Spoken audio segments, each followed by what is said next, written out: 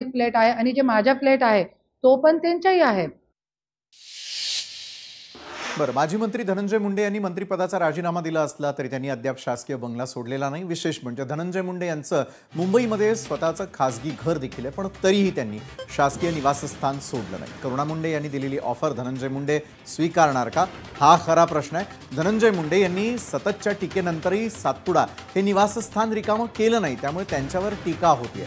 आता तर धनंजय मुंडे दंड कधी भरणार आणि शासकीय बंगला कधी सोडणार याकडे सर्वांच्या नजरा खेळलेल्या आहेत। दरम्यान करुणा मुंडेंनी धनंजय मुंडे यांचं मुंबईमध्ये 3 ते 4 घरं आहेत असंही म्हटलंय। पवई, मलबार हिल आणि सांताक्रूजमध्ये जर धनंजय मुंडेंची घरं असतील तर मग त्या ठिकाणी ते का राहत नाही, त्यांच्या दुसऱ्या पत्नीसोबत आपल्या घरी यावं असं देखील त्या खुलेपणानं सांगताय। मी त्यांना आपल्या घरामध्ये जागा देईल अशी ऑफर त्यांनी दिली आहे। तर दुसरीकडे धनंजय मुंडेंच्या सरकारी बंगला वादावरती अंजली दमानिया चांगल्याच आक्रमक झालेल्या आहेत। अंजली दमानिया यांनी सरकारला पाठवलेल्या लीगल नोटीसमध्ये धनंजय मुंडे यांनी 48 तासात सातपुडा बंगला रिकामा करावा आणि त्यांच्याकडून 46 लाख रुपयांचा थकीत दंड तातडीनं वसूल करण्यात यावा अशी स्पष्ट मागणी केली आहे। यावरच सविस्तर चर्चा करण्यासाठी आज आपल्या सोबत आहेत राष्ट्रवादी पक्षाच्या प्रवक्त्या रुपाली ठोंबरे पाटील, अगदी काही क्षणात जोडल्या जात आहेत। सामाजिक कार्यकर्त्या अंजली दमानिया आपल्या सोबत आहेत आणि करुणाजी मुंडे देखील आपल्या सोबत आहे।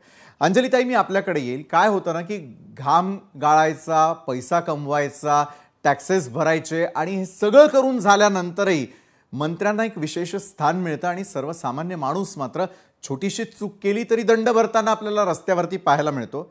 मग ही विशेष ट्रीटमेंट का, कशासाठी? अंजली ताई, आपण हे सगळं का सहन करावं? खरं सामान्य माणसाच्या भावनांना किंमत नाही।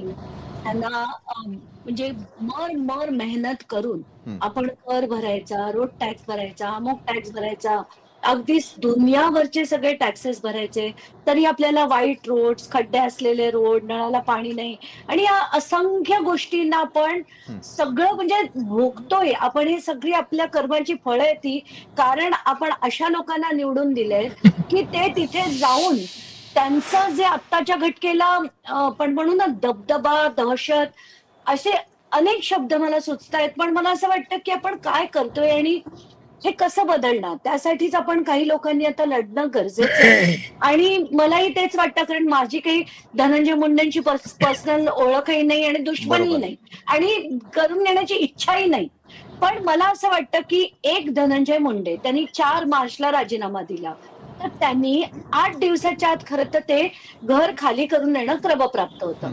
8 नाही, आपण 15 दिवसाची मुभा त्यांना सरकारकडनं दिली गेली। असं असताना तेव्हा त्यांचं घर, हे जे आपण आज बोलतोय ना वीर भवन नावाच्या बिल्डिंग मध्ये 902 नंबरचा फ्लॅट, आता केव्हापासून आहे?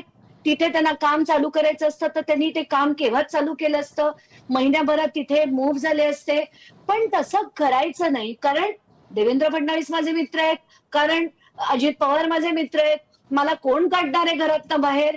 मी हवा तर तो दंड भरेल, नाही वाटलं नाही भरणार। 46 लाख काय, तुम्ही 10 कोटी रुपये दंड केलात तरी मला कोण विचारणार आहे आणि कोण मला भरायला लावणार आहे? ही जी मिजास आहे ना, ही मिजास आहे आणि ही मिजास जिरवण्यासाठी त्यांचं खरं तर सामान उचलून तिथून फेकून दिलं पाहिजे, पण तसं त्यांचं होत नाही। आपण जर बँकेचे EMI एकदा दोनदा चुकवले ना, तर बँक येऊन आपले सगळं उचलून बाहेर फेकून देतं।